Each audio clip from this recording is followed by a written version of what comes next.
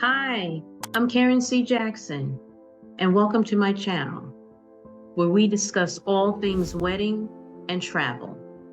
Today, we're going to talk about the caterer that did not show. So, before we get into that, just a little bit about myself. You know, that person in your family that you always call when it's time to plan something big, a birthday party, wedding, retirement, anything special, holidays. That person that's always the person that you want to plan it when you want it to be something big. Well, for my family, that person was me. I was the one that they always called when it was time for us to plan something as a family, at work, in my organization. I did a lot of planning events. So I just thought it was always something I was good at. My cousin Doug, we grew up like brother and sister, and he always wanted to be an entrepreneur. So when he grew up, he was an entrepreneur. And he used to say, Karen, let's start a business. Let's do this adventure. Let's do that adventure. And I, was happy with my career at the time. And I was like, no, not really interested. And like I said, I just thought something planning was just something I was good at. And then in July of 2022, my cousin Doug was on the golf course caddying, and he collapsed, and they could not revive him. I was devastated. He was only 49 years old, and I went on to plan his funeral and take care of his affairs. And during that difficult time, I began to think about myself and him and honoring his entrepreneurial spirit. And I decided, to give entrepreneurship a try. And I was thinking, what am I good at? And it all seemed to click. And then I was a wedding planner and travel consultant. Here we are. So today we are going to discuss a couple who had their wedding, and on their wedding day, the caterer was a no-show. Can you imagine a no-show? So to give you some background about this was an episode that appeared on People's Court. The bride and groom, their name was Dewan Thornton was the bride, and Andrew Wheeler was the groom. So the caterers were Lisa and Stephan. They owned the catering business. I believe the name of the business was Cafe. So the bride and groom enlisted the caterers to cater their wedding.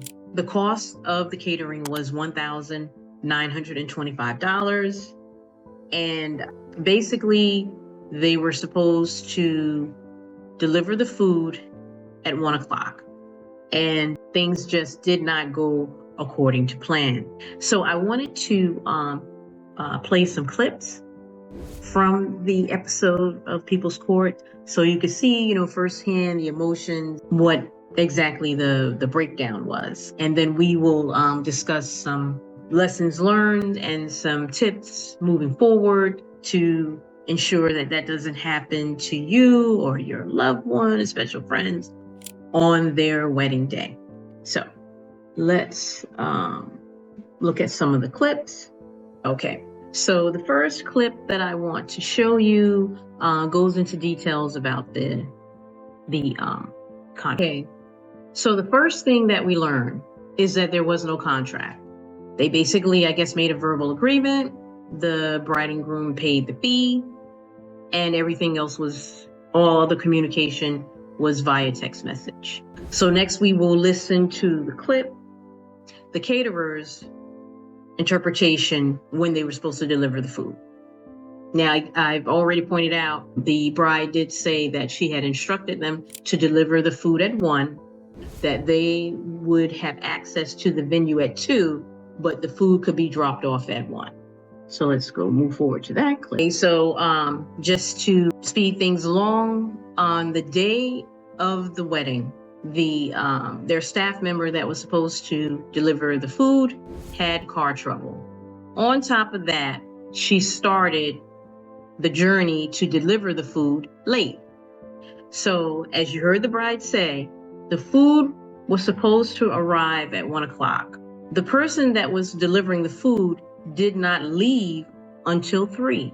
And then on top of that, they had car trouble. And so basically, by the time the person was able to get back to wherever they started from, it was 4:30 going on 5 o'clock, and the foods had not been delivered.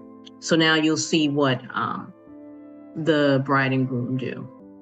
The bride and groom had to come up with a plan B, and luckily the groom had cash on him, and he had someone go out and get some emergency food to feed the guests, and they told the caterers at this point, never mind. So the caterers did refund the bride and groom the monies that they had paid, and the bride and groom still took the caterer to court and sued for $5,000. And the Judge Maryland's judgment was for the caterer to pay out an additional $2,000. So that's what happened with this case. So some lessons learned that I wanted to bring to your attention is, number one, always have a signed contract. Now, we do live in an age where, technology takes over. Text messages are forms of having something in writing. However, it's always good to have a signed contract. That way, everyone knows what's expected. Everyone knows what's going to be delivered. As a vendor, you should always know timeline when you are delivering food to a wedding, whether you're setting up or you're just delivering food. You should know exactly when you're supposed to be there. The person that was delivering the food should have left at 11:30, especially since they said it was raining, to deliver the food at 1 o'clock. If the food is supposed to be there at 1 o'clock, why would you leave to take them the food at 3? So, and from what it was discussed in the case, took the caterer an hour to get to the venue. So you would have been getting to the venue at 4 o'clock if everything had went well, which mean you would have been 3 hours late with food that the servers were waiting for to set up to serve the guests at 6. And then to just not show up at all is just unacceptable. It's unexcusable. As a vendor, you should always have some type of backup plan. If she had left at 11:30, then the car trouble and everything like that, they would have been able to find a way. They would have been able to have found a way to get the food to them, maybe by 3. And then for the bride and groom, you're supposed to discuss those type of things with the vendor to make sure that they have adequate staff to get the food delivered in case someone's car breaks down or something like that. But it is the caterer's responsibility to make sure that they leave in plenty enough time that they can get the food there on time in case there's some mishap or car trouble or anything like that. Also, for brides and grooms, have a credit card handy, have some cash money handy on your wedding day in case you have mishaps. Credit card, would be preferred in case you have mishaps. But in this particular case, the groom sent his cousin to the store. He sent them with cash money. And that was the way that they had the food, to serve their guests. Another thing that you would do is you would have wedding insurance. Wedding insurance would have also reimbursed the bride and groom for this mishap. The caterer was not willing to make good and reimburse the bride and groom. Another thing is these are examples of why having a wedding coordinator or wedding planner is very important. because the bride and groom did not find out that the food had not arrived until after 6 o'clock. A wedding coordinator or wedding planner who is overseeing everything in general would have known that there was no food long before 6 o'clock, especially since the food was supposed to have arrived at 1. The wedding coordinator or wedding planner would have been reaching out to the caterer at 1 o'clock saying, "You're not here." It's a good possibility there might have been a better chance of the food arriving by 6 o'clock.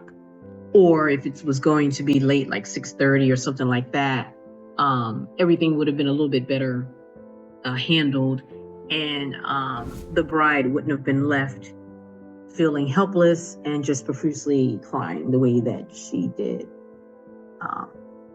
Wedding planners, wedding coordinators, that's what they're there for, to ease the stress to the bride and groom, and to make sure everything goes as smooth and as planned. So that would be my suggestions and tips as far as when it comes to wedding planning and when it comes to dealing with your caterer, because of course that's a very, very, very important aspect of the wedding. So I'm happy that the couple was able to recoup some additional funds, because it was definitely an awful experience for them.